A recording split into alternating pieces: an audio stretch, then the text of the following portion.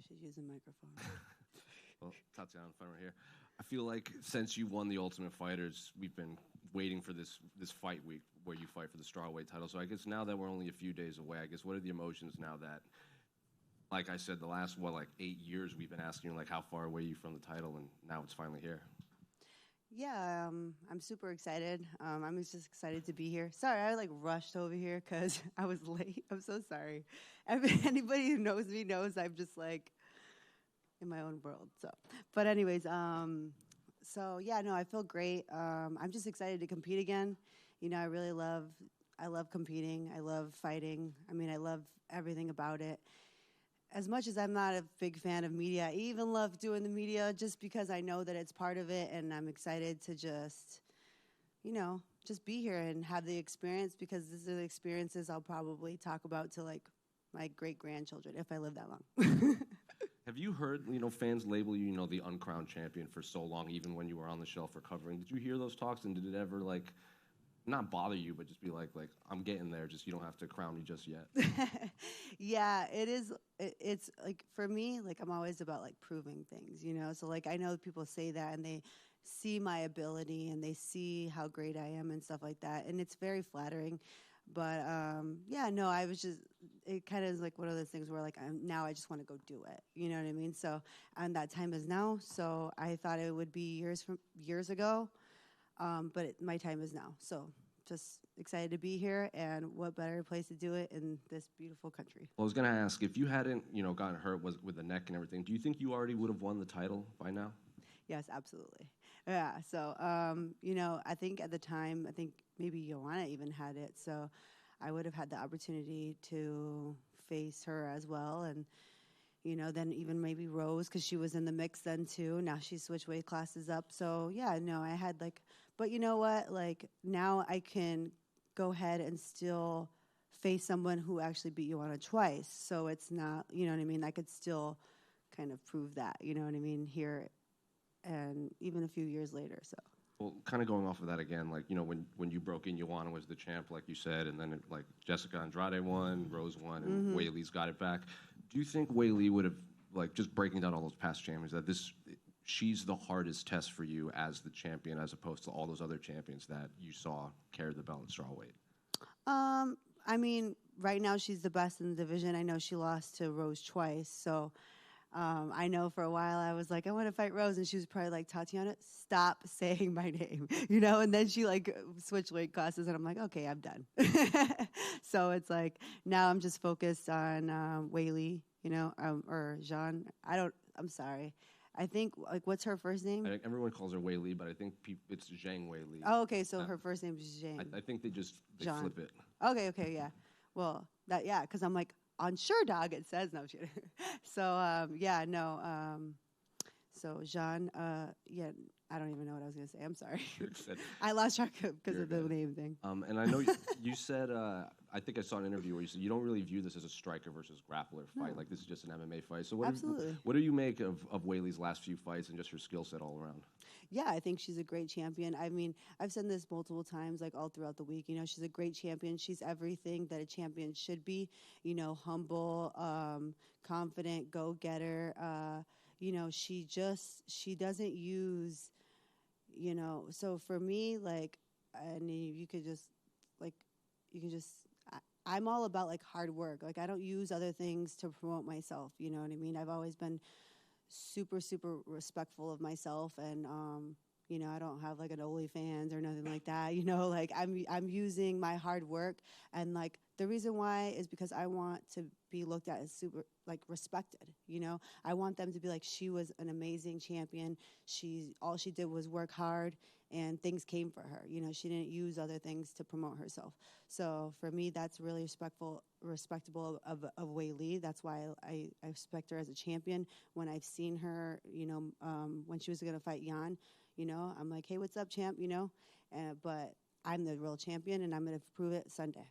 Just last one for me, going off of that again. I think you used the phrase, we don't break, we break people. Mm-hmm. Do you think Wei Li has that in her? Do you think you can break her? Or, you've seen her fight. She's had Fight of the Year. She's bounced back too. So do you think you can break her in there? Yeah, I mean, I think I could do that to anybody in the world. I think that, I'm super relentless. I keep going. I have a really good gas tank, but you know, the thing that separates me from, I think, a lot of people is just, like I said, my relentlessness. And I mean, my wrestling is just second to none. You know, I think that, like, I have a series of attacks that I'm very good at, and once I start flowing, it's very, very hard to stop me. And even in just grappling in general, like, they think that they're safe, and then they're all of a sudden they're in a choke. You know, so that's definitely my best attribute is I've been grappling since I was 3 years old. You know, I've seen that, you know, she had said that she had a lot of experience, but I also have experience in combat sports since I was a really young girl, and I carry those over to now, today. Yeah. Just over here, Tatiana. I'm sorry. Thank you. Sorry. Who do you consider to have been your biggest challenge so far? What was your most challenging UFC fight you've had up until now? I don't know. I feel like they all have had their challenges. You know, I know that a lot of people are like, well, you make it look really easy, you know? Yeah. And so, yeah, I think, like, for me, I guess I would say probably, like, if you look at on paper, my biggest probably challenge was Nina, you know, because I had a 3-round fight with her. It's one of my only decisions that I have. Like, I only have a few of those. So, yeah, I think that would probably be my biggest challenge. And it was really hard because, you know, I was going through it with you know, a neck injury and stuff. But it kind of sucked because, like, I had been healthy all year, you know, and then the fight was booked, kept going, and it was postponed. And so I was healthy for an entire year, and then I got hurt like 2 weeks before my fight, and I'm like, what the, you know, that just, like, super, like, unfortunate. But, you know, I got through the fight, I still won, and yeah, so I would say that one probably, just because I was facing other things, and she was a tough opponent too. Right. And in your preparation for this fight and watching footage of her and training for her, does Zhang Weili feel like the biggest challenge you will have faced so far? Yeah, just because of her credentials, you know, like, she has great credentials. She's a hard worker. And, yeah, I mean, I just look forward to going out and competing and facing the biggest challenge that I've had to date. And I think that about every single fight. You know, I think, like, they're the best fighter that I've ever, fought. You know, when I was about to fight Alexa Grasso, you know, there was just, like, clips of her, like, freaking, like, slamming people and KOing them and stuff like that, and I'm like, okay, well, we'll see about that. Mm-hmm. Tatiana, just wanted to bring up an interesting fact here. You and Wei Li are tied for the third most takedowns landed in UFC women's strawweight division history. Now, obviously, Mike Bond's not here, so I have to bring up the stats. What do you? You're what? Mike Bond, he's the stat guy, but he's not here. So he sits in the front, so I've taken his mantle. What do you actually think of her grappling? How would you rate it? I think that she has good grappling, you know. Like I said, that's why when he had asked about the striker versus, like, grappler, I don't see it as that. I think she grapples every single one of her fights. She's grappled, except. No, I mean, I think she's literally grappled every single one of her fights. So I don't see her as just a striker, you know what I mean? And then that's why, you know, I think that it makes for a great matchup. You know what I mean? It's not like, I don't know. Sometimes I think, like, grapplers against strikers kind of seems like you're just like, oh, man, this is, like, kind of lame. Because either it's like there's just, like, the grappler is just, like, holding them down and that's all they're doing, you know? Or, you know what I mean? So sometimes it can be, like, not too fun of a matchup, but when you have people that are just really going at it and the whole aspect, then it becomes, like, a super fun fight. And that's why I think that it's going to be a really great fight. When you see her break down her last fight and talking about that she went away from a game plan a little bit and she sort of had a little bit of a lapse towards the end of the fight, she was able to listen to her coaches. Do you see an opportunity in the mental side of things? Because you've always been someone that's followed a game plan, stuck to it, really focused on what you're going to do, but she's notoriously had some issues in the past, sort of sticking to her own game plans and some issues with sort of staying focused in certain parts of her fights. I mean, I don't really put too much into that stuff. You know, I just kind of go in there. I do my thing. I don't even think of my whatever I'm doing out there as a game plan. I think I literally just go out there and, like, because I train the way I train, that my instincts just take over. Like, I was watching my fight with Andrade, and I remember, like, going for the guillotine, and I literally felt like maybe somebody else was doing it. Like, that's how, like, I guess you would say, like, natural it is, because I grapple so much. I do so many rounds that at that point it just becomes like innate, you know, and very natural. So yeah, I don't know. I don't think about like her game plan or my game plan. I just go out there and I go, I'm gonna go win. Yeah. Hey, Tatiana, just over here to your right. I'm right in the back. Apologies. Over here. Oh. How you going? I saw you had a question earlier, but That's all right. No, it's all good. Yeah. Welcome to Sydney. Thank you. First question that I had is, you know, we've talked a bit about grappling. In a recent interview, you mentioned that you see this fight ending in your favor through a submission. Without giving away your secrets, do you have a specific submission in mind? Or if you don't want to answer that one, what might be your favorite submission to use in a fight? Yeah, I just have an array of submissions. That's why I think that I can get a submission, because I am very good at submissions, and I have a lot of them. You know, different variations of it. As you saw, like even in my Ultimate Fighter, I mean, I did a Darce, and you know, it was kind of a combination of like a Japanese necktie as well. So like I have so many things. Like there's a lot of people that are like, oh yeah, you see women's MMA, you see a lot of like rear naked chokes, you see a lot of arm bars, you see a lot of these submissions. But like I'm a specialist when it comes to choking people out.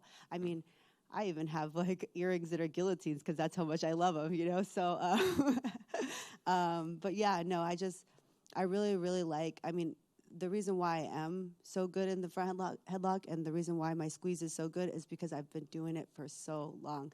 Even when I was wrestling, you know, I did front headlocks. I did like a lot of pins. Like when I was a young girl, I was like 8 years old, and you know, I did like a gator roll, which now you could turn into an anaconda. But I did it then, and the young boy tapped out, and they're like, does she win? Does she lose? I'm not really sure, because it's illegal in wrestling, you know? And they're like, I guess she wins. So, yeah. And recently as well, you spoke about you needed to learn patience, and that's something that maybe you haven't always been good with, especially coming back from your injuries. Has that changed how you've approached your fight camp and just, you know, fighting in the UFC in general? Yeah, absolutely. So, I guess I don't know if it's like changed like my training or anything. I know that I'm just very like, because of my injuries and stuff like that, I've had to like be very, I guess, picky about the people that I go with and make sure that I trust them, and there's no egos in there, so that I can actually make it to my fights. But yeah, patience for me, I think that, you know, the universe always gives you what you need, and I think that that's something that I've had to get better at. And so for me, you know, I guess that's something that they gave me. The universe says, you really, really need this. Thank you so much. I just wanted to get a prediction for the main event. Who do you think wins that? Yeah, of course, I'm going to have to go with my teammate, Sean Strickland. You know, I think that he won the first fight, so I'm rooting for him. And, you know, I actually have known Sean for like 12 years, because we started off at Millennia MMA together.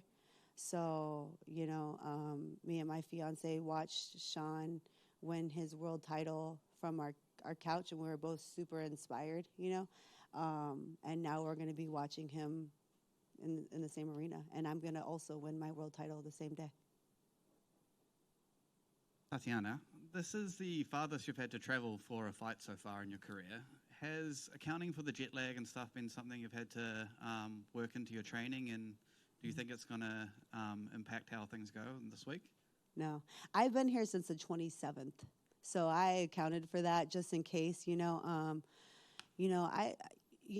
Like I said, like I don't have like as many fights as my opponent, but I have the experience in being a high-level athlete for a very long time. You know, I was going to world competitions starting at 15, all over the world. So I've trained all over. I've even trained in China for almost an entire month, for world competitions and camps and stuff like that. So I knew that, I'm a professional, so I made it a point to come here very early and make sure that everything went according to plan, and that I wouldn't face anything like jet lag or time having tough time adjusting to the time or nothing like that. I also, have hired people that know those types of things and the hacks and everything like that. It's very smart people. Because you've been here for so long now, does that give you a bit of time to do some touristy stuff and enjoy Australia as a tourist? You would think, but we've really just been training, I thought that I would, be able to go ahead and see some things, but we haven't yet. But we have seen a lot of shops, so that's good. I mean, lots of shopping. I love shopping, so that's okay, But yeah, so, and then, they have really good coffee here. So I've had probably a different coffee from, I don't know how long I've been here, 10, 12 days. So maybe like 10 different places, which I love because I love coffee. Thank you. Yeah. All right, guys. Thank you very much. Awesome.